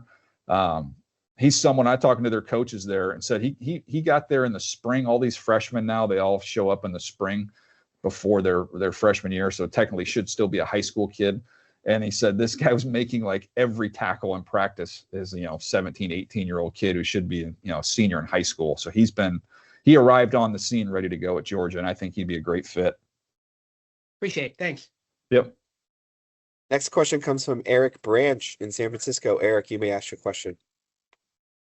Hey, Daniel. So I've determined at 27 the Niners will take a speed wide receiver or an edge rusher like of the Bosa, their preferred Bosa size, 6'5", 265, something like that. If I'm right, who would make sense, between those two positions, Yeah. Well, you just gave me the menu. I'm just going to go shopping on the menu that you just gave me. So, if you're looking for that big physical rusher that kind of fits those specs, to me, Zion Young he's 6'5" and a quarter, 262 pounds. He would fit those specs. I know TJ Parker's not quite that as big, but he's almost 6'4", 263 pounds out of Clemson. Both those guys can kind of be heavy edge setters, but can really rush with a lot of power and strength off the edge. So those would be two from the edge rusher group. And then in terms of the receivers, looking for somebody who can really, really run. There's going to be a lot of options there. Casey Concepcion from Texas A&M's got elite speed. He's got a couple punt return touchdowns to throw in the mix. He runs away from everybody. He's got some route polish to him as well. The thing with him is just the drops. He had 7 drops this year. So you're going to have to live with some of that, but he's going to give you the explosive plays to go along with it. But that's somebody who would fit that real speed portion of it. I think Denzel Boston is probably gone by then. He's going to give you the combination of both because he's going to be 6'3", close to 210 pounds, and he's going to run. I bet he runs in the 4.4s, mid 4.4s at that size. He's going to jump really well. He can win at the line of scrimmage against press. He's a red zone weapon. He can play above the rim. He can adjust in the middle of the field. He's a point scorer. So he reminded me a lot of Cortland Sutton. I think he would be he'd be a fun one to have if he were to make it that far. We'll see. Thank you. Yep. Next question comes from Matthew Perino. Matthew, you may ask your question. Hey, Daniel. Thanks for doing this. If you look at the last 3 receivers the Bills have drafted, Justin Shorter, Keon Coleman, and Caden Prather, it's like 3 straight drafts of just not having success at the position. If you're in that room and you're spending the last few months evaluating this group, what kind of changes are you making to evaluate this group? And then the second part of it is, they try to trade for Jalen Waddle, Brian Thomas Jr. reportedly at the deadline last year. What kind of targets day 2, day 3 could you see being kind of fits in that mold of player, if there are any? Yeah, it's a good question. I think they've been trying to find a bigger guy. I think they love what they have in Khalil Shakir, and just trying to find the perfect complement to him on the outside. And they've swung and just haven't been able to hit on it. Whether or not some of that is a lack of maturity with players, or just the ability not matching what the evaluation was. I think there's open to interpretation there. But I look at guys in that range, what they're picking here. Let me see, what pick are they in the second round? Buffalo is picking 60. So if I'm looking at that range, Malachi Field's probably gone from Notre Dame. Chris Bell, you might get a discount on from Louisville. He's coming off of an ACL injury, but he's a really good player who's thick and strong and powerful. He can go get it down the field. He's physical at the top of routes. He's sudden after the catch. He does not go down easy. But he's, you might catch a value with him potentially there at that point in time. Other guys who are kind of bigger, get into that, you might get more into the third round range where you get some of those other bigger guys. Reggie Virgil from Texas Tech's a good option. Josh Cameron, who's a big, tough, strong kid, a little stiff, but he's got punt return value as well out of Baylor. He's a good player. I thought he was like Mac Hollins plus, so there'll be some familiarity of what that looks like there. But Ted Hurst from Georgia State, who's not going to the combine, surprisingly, has got big speed outside and can go get the ball. So kind of those bigger guys, you get to Elijah Surratt in that mix as well at Indiana, maybe not as fast, but, can wall guys off and win. I think they've got to find a bigger body when you get in big games and third downs and clutch moments when there's not a lot of space. Can you get a ball? You have a ball winner, and I think that's what they've got to find, whether that's a free agent or whether that's in the draft. Thanks, Daniel. Yep. Next question comes from Michael Middlehurst Schwartz. Michael, you may ask your question. Hey, DJ, thanks for doing this. You problem. touched on this a few questions ago talking about Howell, but just wanted to ask you about all the talk about arm length for linemen and edge rushers kind of reaching a flashpoint as of late with Will Campbell last year and through the playoffs, and then maybe Reuben Bain and Howell this year. Obviously, evaluations are different for offensive tackles versus edge rushers. But with you mentioning that this matters to teams, what do you think is a proper way to account for a guy at either of those spots falling short of desired arm length thresholds? And how do you think that dynamic might play out this year? Well, everybody has different thoughts on it. Some teams are going to be more strict on it than others. I always go back to the old scout had told me when I had first started scouting, and it was advice when I was watching a player from a small school. He's like, if you're watching a Division II player, so a great exercise is don't look up his name or number. And within the first 15 plays, if you can't find the NFL prospect, then he's not an NFL prospect. So I take that into the arm length conversation, which is if you didn't know their arm length and you watched 4 games on a guy, and you never thought that there was an issue of guys getting to his chest or playing short-armed, then I wouldn't be as concerned about it. But when you have issues of guys getting edged, or you have defensive linemen who they can't get to the body of anybody, then it's like, okay, well, I've got some concerns. By the way, what's his arm length? Well, his arm length, he's got short arms. Okay, well, he kind of plays to that. So I think when there's a marriage between it and what you see on the field, then you should definitely, factor that into the evaluation. It's going to be fascinating with the D lineman this year because Bain's tape is outstanding, and he's going to have short arms. I mentioned Cassius Howell, so a really, really good player with short arms. I've talked to people that aren't as concerned about Cassius Howell. I've talked to other people that have, with teams that go watch him against Miami, against those big monsters, and he can't really do anything against them. I went back and watched it. Well, there's not a ton of pure pass rush opportunities there because Beck's getting the ball out quick. They even ran some non-traditional formation stuff. And it just didn't have quite as many opportunities, but I can kind of see some reps in there where he looks a little small and plays a little small at times. So it's all got to be kind of factored into it. But I'd have a hard time taking a worse player just because he has long arms, is how I would finish that. Next question comes from Clifton Brown with the Ravens. Clifton, you may ask your question. Yeah, Daniel, assuming the top three pass rushers that you mentioned earlier, Reese, Bailey, and Bain are gone, could you see the Ravens jumping on another pass rusher at 14?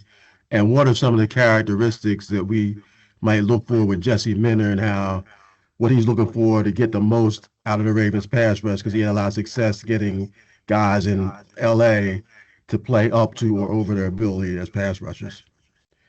Yeah, I don't know that he, has a specific type. I mean, you can look at it last year with the Chargers team, that defense was good and that he coordinated, where you had, a little more of the heavier handed physical edge setters with Khalil Mack and Tuli Tuipulotu.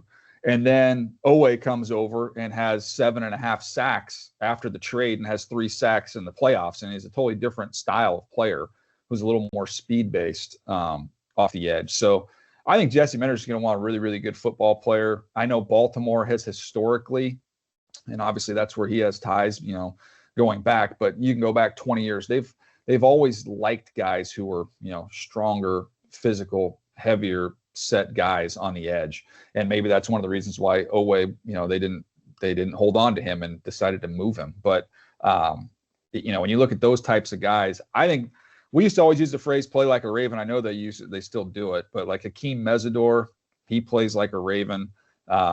It would be probably a little early at that point in time, but if you were to trade back our Mason Thomas from Oklahoma, I would say plays like that as well. Those are just kind of real physical, violent players off the edge that match the types of guys that they've historically had there. Next question comes from Jordan Ham. Jordan, you may ask your question. Hey, DJ, thanks for doing this. Wanted to ask you about the 4 Arizona State guys invited to the Combine between Jordan Tyson, Maxie Hanachor, Keith Abney, and Keyshawn Elliott. What do those guys need to do in the pre-draft process to help up their draft stock ahead of this? Yeah, with Tyson, I think just getting comfortable from a medical standpoint and showing that he's healthy. And, that's really been kind of the one criticism on him is just the injuries that he's battled, throughout his college career. But the tape is outstanding. I would imagine if he goes through a whole testing process, he's going to test excellent because he's super dynamic and explosive. There's plays where he just like floats in the air when I watched him. So he's, I would imagine he's going to jump out of the gym, real electric with his change of direction.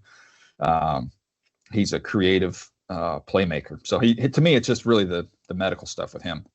Hanachor, he should be on easy street because he played really, really well at the Senior Bowl. He knocked out, I'm sure he's interviewed with all 32 teams when he was down there. So he should have a little bit of a lighter load in terms of visiting with teams at the Combine. So he can just kind of focus on going out there, having a good workout, testing well, which I imagine he will. He's just a real athletic, powerful guy. His stock is definitely on the rise for somebody who played 1 year of football in junior college to be where he is right now. It's a great story. Having moved over here as a 13-year-old from Nigeria, and just the climb is there. He's getting better and better. Every time I watched him in the fall to when I saw him at the Senior Bowl, from the beginning of the week to the end of the week, this guy just keeps getting better and better. So he just continues to ride that wave. And then with Abney, I'm curious to see how big he is. I just have estimates at 6 foot, $190. I think he's probably a little smaller than that, but the inside-outside ability, I think he's one of the better nickels in the draft. He's got short area quickness. He's got excellent eyes. Seeing how he jumps will be interesting. There's times he got a little bit outsized down the field, but he's a really, really good player. I don't know that he has anything really, really to prove there. And then Elliott, you asked about, as an inside linebacker. Does a really good job as a rusher. He got 7 sacks. He beats running backs. He can cover backs in the flat. I'm just curious to see like the overall, the twitch explosiveness that'll show up in, broad vertical testing stuff, just to see what type of an athlete he is there. But someone who's got, really, really good at going after quarterbacks as a linebacker. Thank you. Yep. Next question comes from Ben Standig in DC. Ben, you may ask your question. Hey, Daniel, thanks for doing this, of course. Washington, you may have heard, needs some help on defense. They've got, of course, a new defensive coordinator in Durante Jones. We're kind of guessing he might bring over some of the Brian Flores scheme, but we'll see. There are a lot of guys who got the edge guys. You have Reese going to them at 7 in your last mock. You got Bain, of course, Bailey, Caleb Downs, Styles, perhaps, maybe a corner. Which do you think is sort of the best fit for what we think Durante Jones is going to look to bring to Washington? Well, I think if you look at the Flores defense, a lot gets talked about the design, the creativity, the aggressiveness.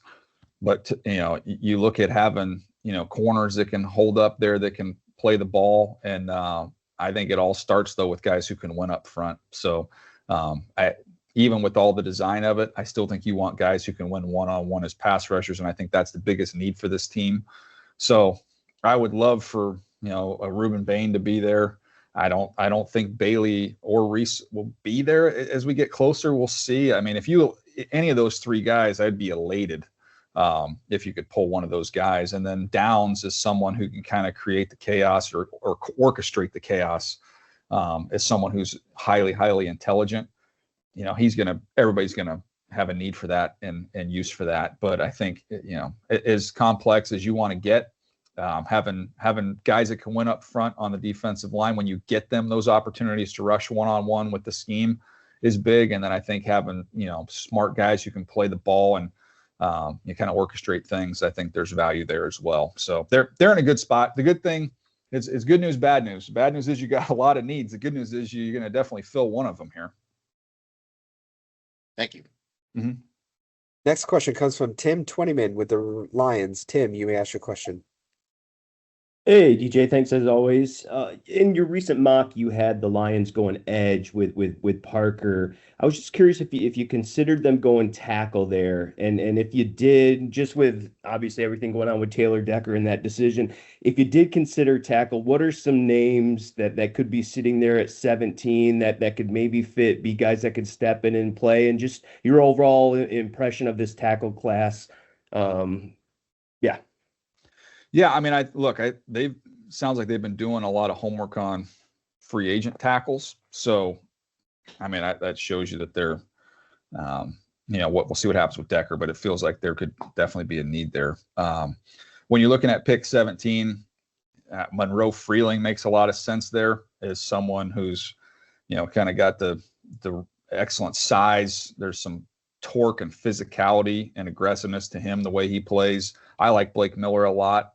I would imagine the fact that he's 54 starts, high school wrestler, 35-inch arms. He's going to bench over 30, probably jump over 30.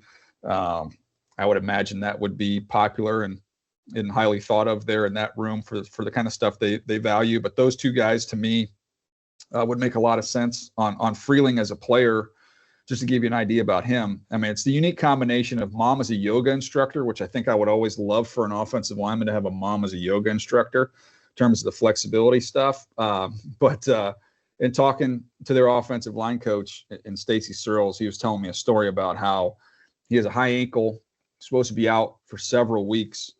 And the next week they play Auburn and said, hey, if there's an emergency, could we use you?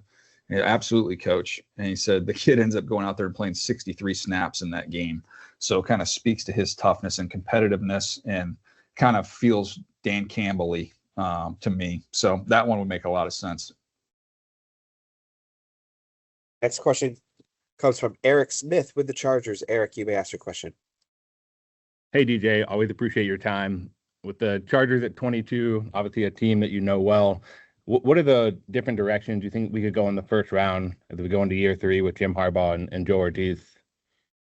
Well, just knowing Joe for as long as I have and knowing how he came up and what his core beliefs are, I think there's a couple things. That the line of scrimmage is always going to be something he continues to invest in, and he's going to take the best player. He's not going to worry about necessarily what you have in certain spots. They try and, sign some of their own guys in free agency, see what they can do with some of the cap space they have to go out and solve some needs that way. But you go back to the time in Baltimore when It's a Baltimore organization that took Jonathan Ogden when they didn't have a need at tackle. They took Todd Heap when they didn't have a need at tight end.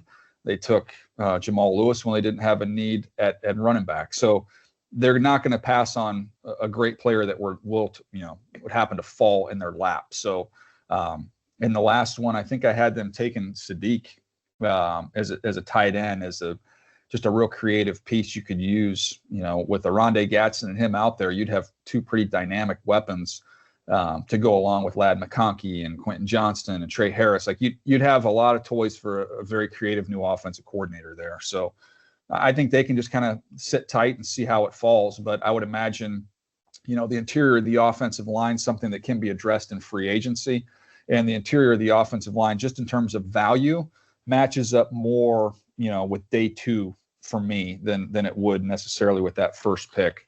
When you look at where they are in the second and third round, they're picking 55 and 86. I think they could find, if they wanted to, they could find two starters with those picks. So again, that's kind of the way I see it. I don't see them leaving the first three rounds without an offensive lineman. No matter what they do in free agency, I would imagine they can position themselves if they have to, if they need to trade back or trade up or whatever they need to do. They'll be able to address that. Next question comes from Michael McQuaid in Ireland. Michael, you may ask your question. How's it going?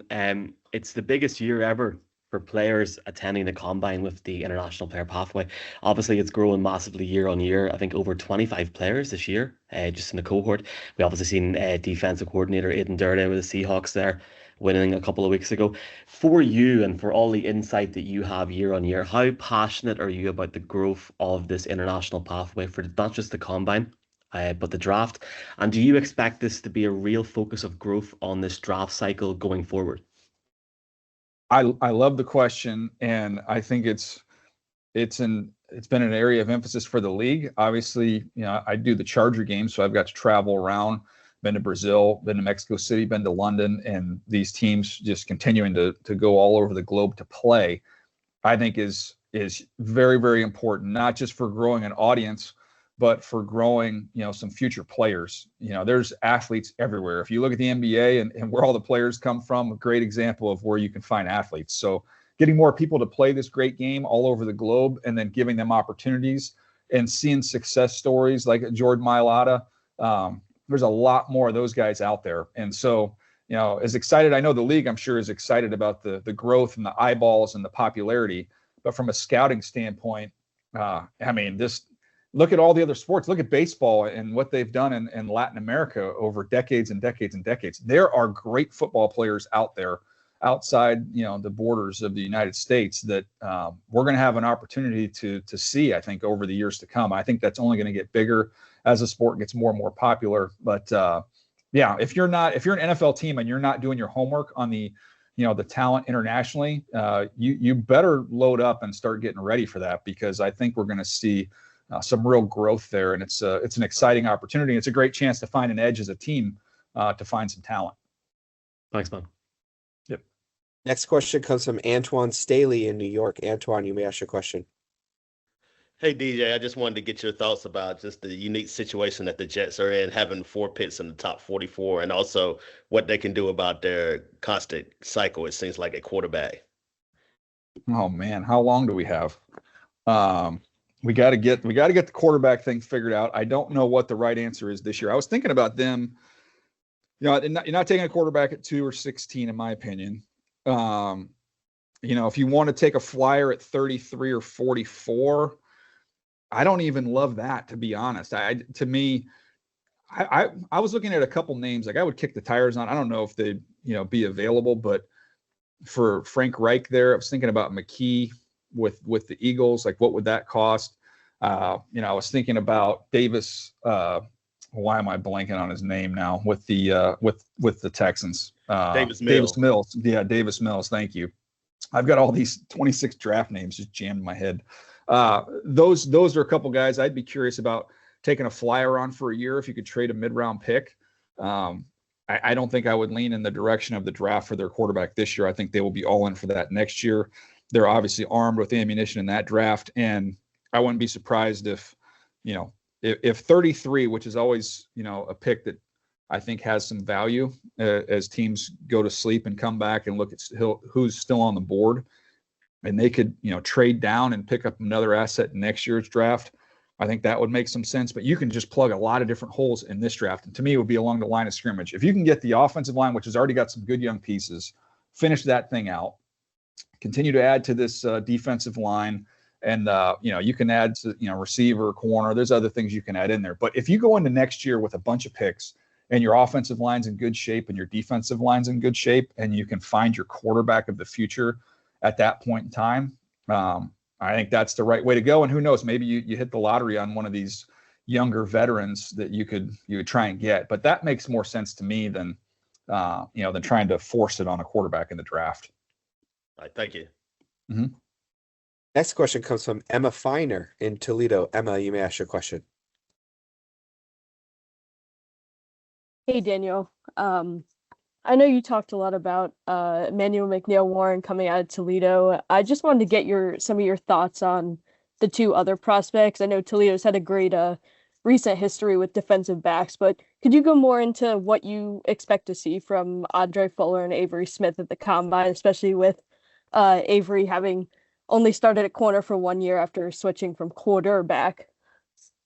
Yeah, no, they've done a heck of a job there. And, one of the things that's been cool is hearing the stories about the opportunities, that these guys have had over the last few years to leave and take big cash payouts.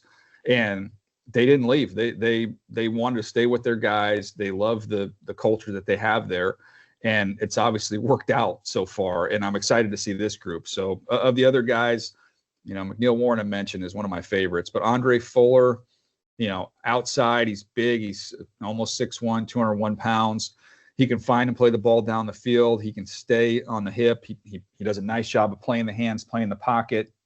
The change of direction, agility stuff, I thought was average. I'm anxious to see how he does, testing wise with that. He'll wrestle and tackle you to the ground. He's tough there. Not a ton of production with the one interception, but someone who I thought had some good football ahead of him. And then Avery Smith outside, for not as experienced there, does a nice job buzzing under routes. He's got some stop-start quickness. He's got some, some aggressiveness and some toughness off the edge. You'll see some TFLs pop up there. Just the question was the pure deep speed, and he has some missed tackles in space. But I love his want to. I love his quickness. He's an interesting player there at just over 5'10", 195 pounds. I thought, these guys are day three picks, but you've got something to work with for sure. Thank you. Mm-hmm. Next question comes from Chris Franklin. Chris, you may ask your question. Thanks, Andrew, and thanks, DJ, for doing this. When you look at the Giants, it looks like there's been a lot of talk for the wide receiver being the prime pick. I know you had Carnell Tate being that guy. Who would you guys use if they do go that way in the day two for second round? Who's a guy that would fit Denard Wilson's system that you think would be impactful for them? Yeah, what position you want to look at? I mean, they could use help in the secondary for sure. yeah, no question. He wants to get after you up front, so you get secondary players. I'll give you some corner options here. They are picking 37, so that's a nice high pick there in the second round. Oh gosh, I mean, Avian Terrell is a playmaker. I mentioned him as someone who plays inside. I think he can play outside as well. He does both there in college, but a real high on the nickel board. But that's kind of the range of where he goes. Cisse from South Carolina, super explosive. He might run in the 4.2s. Like he's got a lot of juice there. But those would be two guys that are kind of in that range for where they could go. If you go back a little bit further. Yeah, I really like Kilgore from South Carolina. The kid from Arizona Arizona's got their whole secondary, I think, is in this draft. But they've got a really good player there in Traden Stukes, who's a little bit older. I think probably goes in the third round. So where they're picking, they don't have a third, so that'd be kind of a trade back scenario. But he's another one that's a good player. But the two, if they're going to stick and pick at 37. The two names I would kind of boil it down to, the way I see it, is more Terrell and Cisse from so either Clemson or South Carolina, same state. Go shopping for one of those two guys. Appreciate it. Thanks. Yep. Next question comes from Donnie Druin. Donnie, you may ask your question. Hey DJ, appreciate you taking time to do this. And also condolences to your desk that shattered the other day. Oh, dude, I got a new one, baby. This thing's great, and it goes up and down. It's way too excited about this new desk. Yeah, I love it, man. I'm asking you a Cardinals question here. I mean, there's a bunch of different options they can go, edge, tackle, whatever it might be at number 3. Obviously, free agency is going to tell us a lot about what they want to do, but I'm just curious, like, what your overall kind of direction is as of right now of what you think they'll do when they're on the clock. Yeah, that's a great question. I mean, the quarterback thing's not going to be solved there, so figure out what they're doing from that standpoint at that point in time. I don't know that there's a wrong answer between a tackle and an edge rusher. I would, if it was like, what would I do? I always tell people, like, I do these mock drafts off what I hear and what I think might happen. It's not necessarily exactly how I would do it. I think the value for where they're picking is, points to the edge rushers. I mean, that's the guys that are going to carry the higher grade. So that would be the direction that I would go. And if you assume, as we all do, that Fernando Mendoza is off the board, man, you've got your pick of those 3 guys. And I don't know there's a wrong answer with the 3 of them. Reese, I would say, just because organizationally they haven't had as much success with a high pick on a guy who's, maybe a little positionless. So Reese, maybe that dings him a little bit in the room there. But David Bailey and Reuben Bain, either one of those guys, I think would be an outstanding fit there. And they're like plug and play, and they both give you some real pass rush off the edge. So that's kind of the area that I would look. Next question comes from Ryan McFadden. Ryan, you may ask your question.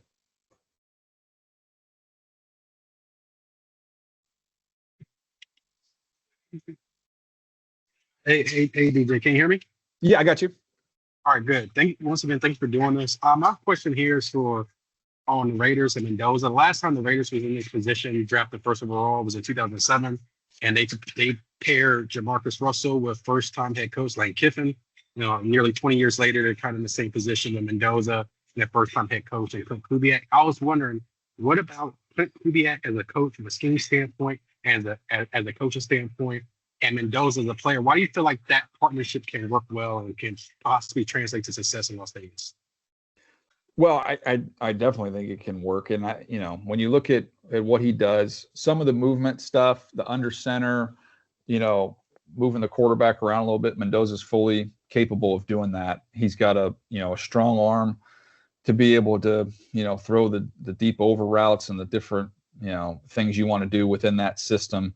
I don't think there's any limitations there. But I think the most important thing is, and not just specific to Jamarcus Russell, but I would say Jamarcus Russell's decision making was troublesome, and that in a lot of different areas it didn't work out for him.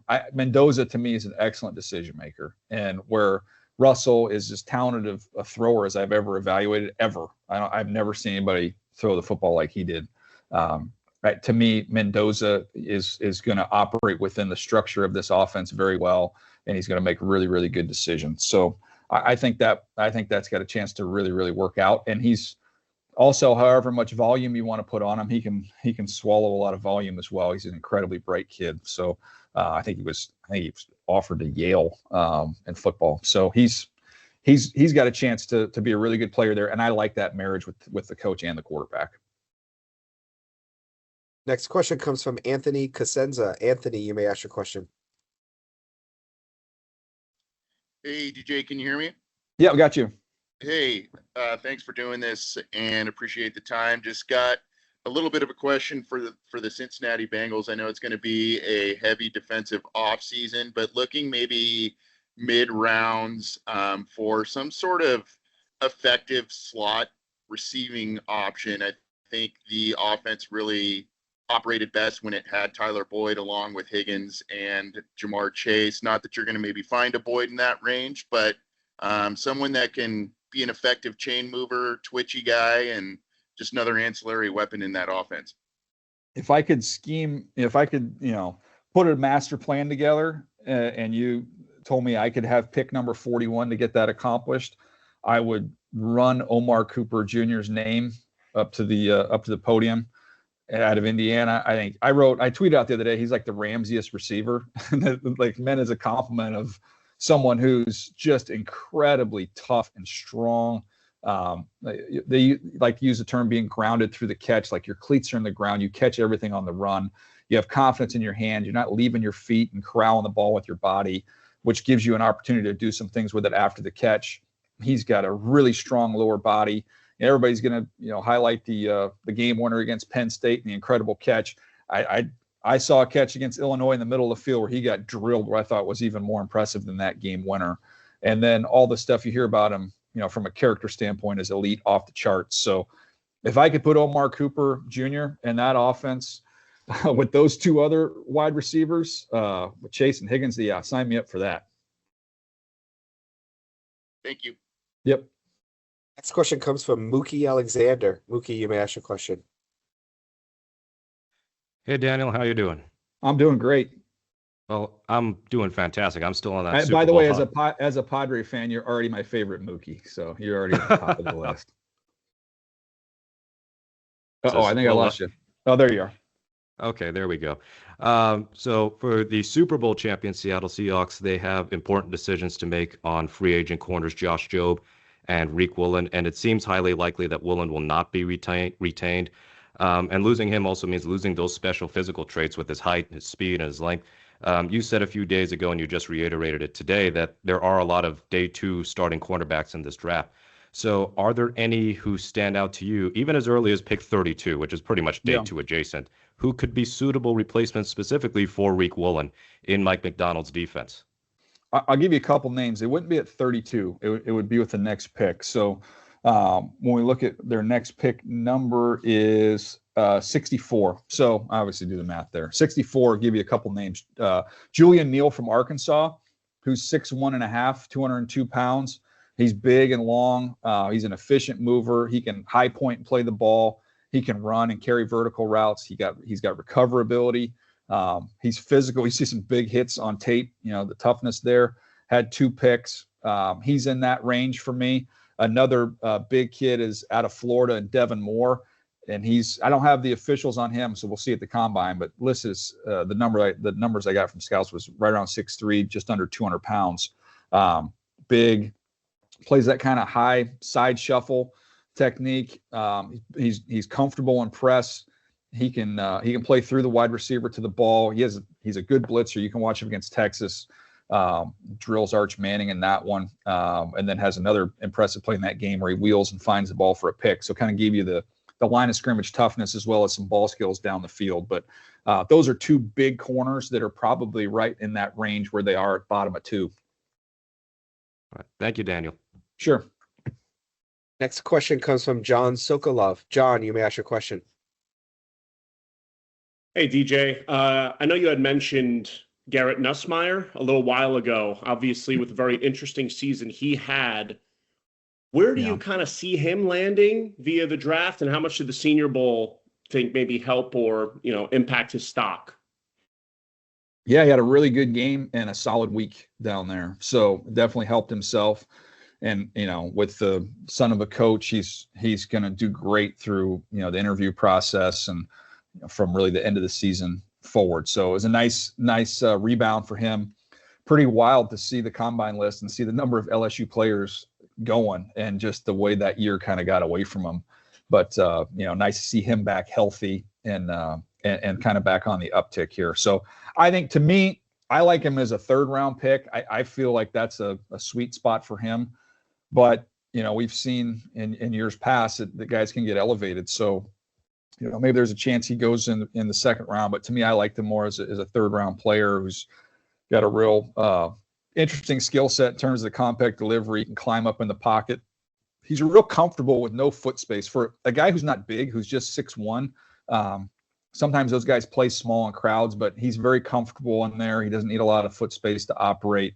He's really, really tough, and he's got plenty of arm. It was butt cold at the Senior Bowl, man. Like it was windy and it was cold, and it didn't seem to have much of an effect on him, which is a great sign for him going forward. So I like him as a 3rd round type player, but again, somebody does that in the 2nd round. I kind of compared him earlier to Andy Dalton, and that's where he came off the board.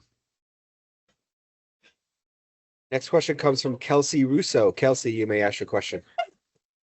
Hi, Daniel. For the Browns, specifically with 2 picks in the first round and then a high second round pick, obviously, with the main focus on the offensive side of the ball, where would you see kind of their direction in with those 2 first round picks, kind of looking at offensive line and wide receiver? Yeah, I mean, they don't have an offensive line. So, I mean, like that's you gotta have 5 guys to run out there. So that's where, we'll see what they can accomplish in free agency, but they've got to have a heavy investment there. I think there's, two offensive tackles that are in that range up there with Maui Noah and Fanu. But there's also opportunities for them. If they wanted to wait, they could get one at 24. I propose the idea of doing both, of just getting your 2 tackles there and not really relying on DeJuan Jones to stay healthy going forward. And if somehow he surprised you and stays healthy and played at some crazy elite level and you wanted to kick one of the other 2 guys inside, you could do that. But to me, the offensive line is a place I would be looking. Where they are, they're kind of, I think the best offensive lineman in the draft is the Penn State interior offensive lineman, Ioane. But where they're positioned and where they pick, not going to be there at 24. And I don't think you're going to take the interior lineman at 6. So maybe that's a name that if you were to maneuver around a little bit, if you told me that let me give you the perfect draft. If they took Maui Noah and that was their first pick out of Miami, and then they were to move up a little bit from 24, and I know people will say don't move up for a guard, that's a no-no, but man, you could end up with Ioane and Maui Noah. You've all of a sudden got 2 really, really dominant, potentially 2 dominant players for that offensive line. Thank you. Yep. This question comes from Zach Gilbert. Zach, you may ask your question. Hey, GJ, I just wanted to ask you about the Kansas City Chiefs at number 9 there. You said that Jeremiah Love is one of your favorite players in the draft. Can you just expand on why you think Love would be such a great fit there in the Chiefs backfield? Yeah, I've just kind of felt like that was a missing piece for them. I think the Chiefs and Tyreek Hill, with him being back in the news and being released, and we'll see if he ends up back in Kansas City. But I think he was a really key player in that offense, was a really key contributor to a change in the game. I really think because of how explosive and dynamic that Chiefs team was, you saw this, shell coverage kind of take over the league. 2 high looks, willing to concede some yards underneath in the passing game and even in the running game. And just, we're not going to let you throw the ball over our heads. We're not going to give up explosive plays. That was really kind of a direct result to how dynamic that Chiefs offense was, and in some degree the Rams as well. But I always thought that, man, if you had, with the looks that they see, if you had a dynamic back who not only can run the ball and make you pay for those looks, but someone with the safeties and everybody's so deep, if you had, one-on-one routes, like the best matchup in football would be Jeremiah Love against a linebacker. You get a chance to get explosive without having to throw the ball down the field. So they have been, that offense in Kansas City has been everything quick underneath because of the looks they're getting, but they haven't been able to make people pay for those looks. And I think this is an opportunity as a runner and as a receiver to really, really make some teams pay for how they play Kansas City. Appreciate that. Thank you. Yep. Next question comes from Jimmy Kempski. Jimmy, you may ask your question. Hey, Daniel, how you doing? Eagles question. They've been heavy on defense in the draft the last 4 years. Offense, they've paid big money to their established players. A lot of those guys are getting older, showing signs of decline. So that'll likely flip, and that they'll have to pay the guys on defense, reload on offense through the draft. So I guess just a general question is, do you just have a handful of players, any position on offense, who you think make particular sense to them in the first 2 days? Yeah, I mean, I like big guys early for them. Where they're picking, I just mentioned Ioane. I don't think he'll be there from Penn State, but he'd be a heck of a pick if he somehow got there to 23. It's the same tackle group we've talked about, with Monroe Freeling, Blake Miller, Caden Proctor from Alabama is an interesting one. Like all those guys, would give them some options there along the offensive line with their first pick. If you go to their next pick, pick 54, you want to find a tight end. I've talked about Max Clare, could give them a young tight end. They've got pick 68. You want to find an offensive lineman that you can develop and somebody you can work with. There's a big old dude down at Texas A&M and Demetrius Crownover, who's almost 6'7", 331 pounds, just massive. He's got some work to do. He's a little bit raw. He got exposed a little bit by Bain in that Miami group, but he is a big, powerful guy who kind of falls in that third round range, and they love big offensive linemen there. So could be a perfect scenario where you get Lane back for one more year. You don't have to put Crownover on the field, but you get a chance to eventually have an answer there at right tackle. So to me, I think big guys and the offensive line, something that makes a lot of sense for Howie and company. Thanks. Appreciate you. Yep. Next question comes from Phil Thompson. Phil, you may ask your question. Daniel, good to meet you, and thanks for doing this. Appreciate it. No problem. And so, going back to the Bears, I want to ask you to elaborate on why you prioritize DT, Peter Woods, and if the chatter around Max Crosby affects that decision, and if they might address safety with the second pick that they have. Yeah, I mean, look, I love those top three safeties, so I'd have no problem whatsoever if one of those three safeties are there. I think you're going to see all those guys have some buzz and juice once we come out of the combine. But the defensive tackle to me was finding somebody that had the quickness and the twitch to be able to get on the other side of the line of scrimmage and make some difference-making plays. Peter Woods, that to me is, he's real dynamic and quick with how he operates there. And I think, that's about the range of where he goes. I think you're seeing him kind of go through the process where teams are really excited about him coming into the year. And then, it was a good year, but it didn't quite take that huge leap that everybody would have thought. But there's still a lot of twitch and explosiveness in there. And that's why I thought I wasn't thinking about Max Crosby, to be honest, when I put him in there as that pick. But there's defensive tackle options for him there. I'm a big fan of Lee Hunter from Texas Tech, but I think even with Peter Woods, you might get a little bit more upfield penetration and negative plays there with him. So that's why I went in that direction. But there'll be good edge rushers there. It's such a deep group and a deep class. They'll have opportunities at that spot as well. So they're well positioned for where they are. Thank you so much. Yep.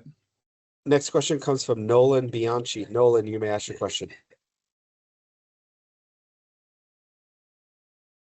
Hey, DJ, thanks for doing this. No problem. Sorry about that. Lions general manager Brad Holmes, he's kind of told us that, he's strict on drafting best player available. Sometimes it feels like they do target positions of need, though. When you're trying to get in the mind of Brad Holmes and project what the Lions might do, what are some factors that you consider based on what they've done previously? Well, I mean, I don't think they give 2 cents about what any outside opinion is on anything. I think they've got their beliefs and their conviction, and they stick to it. I would say the theme has been, explosive. They've taken explosive players and they've taken very, very physical players. And, when they get their best ones, when you get your, Hutchinsons, your Penei Sewells, you get both. You'd say the same with Gibbs and some of the other big hits that they've had there. But Jack Campbell would be another one. So that would kind of be the type of player I would just say are just explosive, fast guys that are pretty dynamic. So, where they're picking at 17, I've looked at their needs along the offensive line, but if you want to add an edge rusher as well, and you say, okay, well, who are the explosive players, coming off the edge at pick number 17? Well, Cassius Howell is super explosive, like might run in the 4.4s type explosive. And then Mesidor is someone who's incredibly tough and physical, not as quite as juicy, but he would fit the toughness component there. So those are a couple names. R. Mason Thomas is another one where that would be kind of a Lions pick, where I think most people view him as a second round pick. but he's such a good player. He plays with energy and power. He plays with burst. He's got an edge to him. He's someone who could climb up in the process, and that, as I'm kind of staring at it and looking at it, that actually kind of looks like a Lions type player. Thank you. Yep. Next question comes from Parker Gabriel. Parker, you may ask your question. Hey, DJ, thanks for doing this. No problem. With the Broncos picking 30th, obviously, maybe not even at that spot, but you mentioned the tight end class, and I'm wondering, they've obviously struggled to find kind of like a Y all-around type of guy. Are there some guys you think, even if it's day 2, that could project to being, starters right away or down the road in the tight end class, and who might sort of fit that role for them? Yeah, I mean, one interesting name I would throw out there would be Roush from Stanford, who, you talk about a traditional Y. He's one of the best blockers of the group. He's almost 6'6", 260 pounds. Just a really, really good blocker, stays connected. He finishes. The thing with him is he's actually a pretty smooth mover and moves well for his size. And he's just had some drops. He had 7 drops this year, so not quite as consistent. That'll probably ding him a little bit as you go through the process. They pick Denver's 3rd pick is 94, around that range. Maybe he goes a little later than that, but that's kind of a traditional hand in the ground Y, I would say. One with some upside in that mix would be, Klein, I've talked about, from Michigan, who I think's got more ahead of him, but he's got that big frame to kind of be a hand in the ground guy as well. So those would be 2 that I think are kind of the mid-round guys. Max Clare is my favorite of the bunch, but that would be at pick 62. I think that's a great value for him, would be at pick 62 for Max Clare out of Ohio State. Next question comes from Bill Huber. Bill, you may ask your question.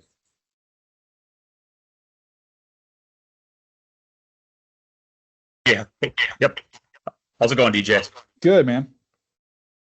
So, you know what the Packers need: interior defensive linemen, maybe a center, cornerbacks. Without that first round pick, how would you attack rounds 2 and 3? Thank you. Yeah, sure. So when you're looking at interior offensive linemen, they're picking 52 and 84. I think there's good options there. Some of the players that I've mentioned, I think, Rutledge is one who I really, really like, who's, I think can play any of the 3 interior spots, is a good fit there.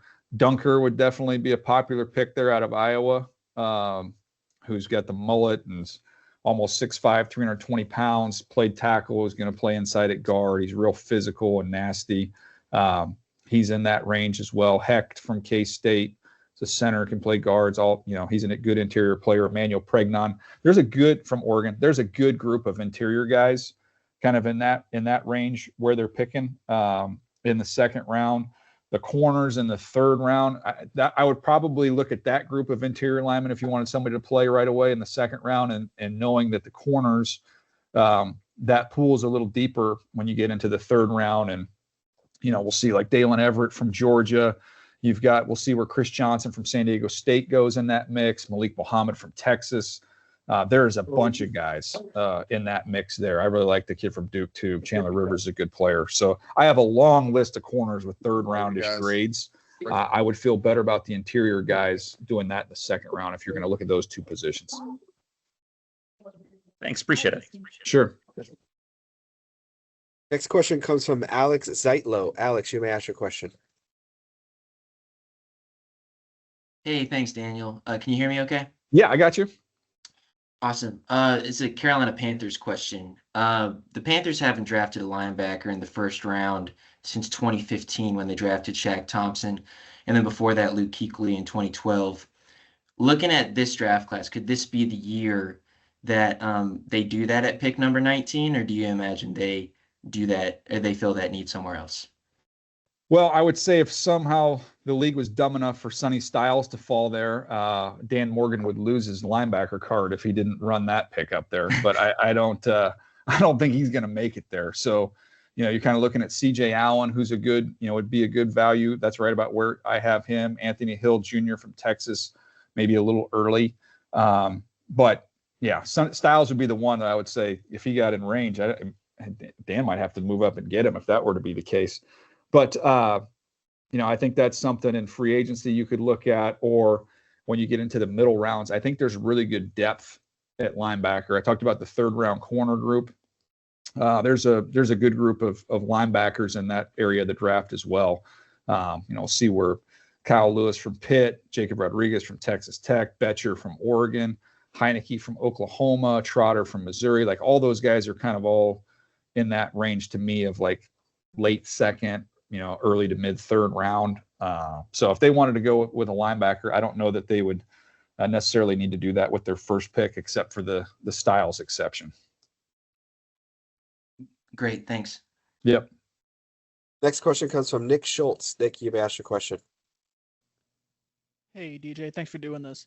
No problem. You kind of touched on it a little bit earlier with the college landscape and realignment and everything, and I'm just kind of curious your thoughts on NIL and the transfer portal impacting decisions of prospects, whether it be good or bad going forward.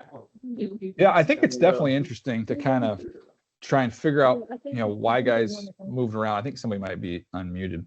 I was talking to an SEC head coach the other day and said that they break it up into a couple different categories, which is guys transfer because they want money. Like that's the one bucket. There's guys that transfer because they want playing time because they're not getting opportunities. And there's guys transferring because they want to challenge themselves. Like they're kind of moving up in level and competition. And, I think it's going to be interesting as we have more of data on this going forward, is if you were to kind of look at these different buckets and we can look back with the track record to see, which guys have had success. Is there anything to it? I don't know. I don't know yet. I don't think there's enough to go off of, but I do think 5 years from now, we're going to have a better feel for how do you categorize the guys as they've moved around, and, what impact does it have? So I think we're a few years away from learning more about this whole thing. But I know from a scouting standpoint, I've actually, I feel like I have to whisper it, but I've kind of enjoyed it because I've got a chance to see guys in different systems. I've got a chance to see some lower level competition guys move up in competition, so I'm not having to make as big of a projection. I referenced, earlier, we're seeing with the quality of competition you're seeing each and every week. Yeah, I think it makes it a little bit easier to see what you got there. And the other thing, we used to be, you don't know how many times I've sat in draft rooms over 8 years, and it was I'm worried about this guy with money. Like, we give this guy some money, and he's got some free time. Like, I don't know. Well, you don't have to wonder anymore. Like, these guys have had to navigate that and handle that. And you find out those that can and those that can't. So I think in some ways it's made scouting easier. Thank you. Yep. Our final question comes from Ross McCorkle. Ross, you may ask your question. Hey, Daniel. Thank you for your time today. I just wanted to kind of zoom out on the draft class and a team like the Steelers who have those 12 picks. The idea of trading up in the first round, how many blue chip talents are there this year? And what is the value of day two guys relative to the last couple classes? I think it's a great question. I think it's a good day two. I would not anticipate the Steelers, parting with those picks to move up in this draft. First of all, I think they've done a really good job of investing in bigs. And usually you move up for quarterbacks or bigs, quarterbacks, pass rushers. Those are usually the ones you go up for, or a tackle. Well, they've invested, in the offense and defensive lines, and there's not a quarterback that's going to be worth chasing. So I don't really see them, moving up for any of these other guys. And I think that, the perimeter needs that they have, wide receiver, there'll be good options for them. If they want to go in the corner department, there's going to be, ways they can go there as well. So, or anywhere in the secondary. So, safety could be in the mix as well. So to me, I don't really see that as a direction. If anything, just because of the uncertainty of the quarterback position going off into the future, I would think that they'd be more likely to put that car in reverse than to go forward just to get some extra assets either this year or next year. So I just don't think it would make a lot of sense for them. That concludes today's call. Thank you, DJ, for the time, and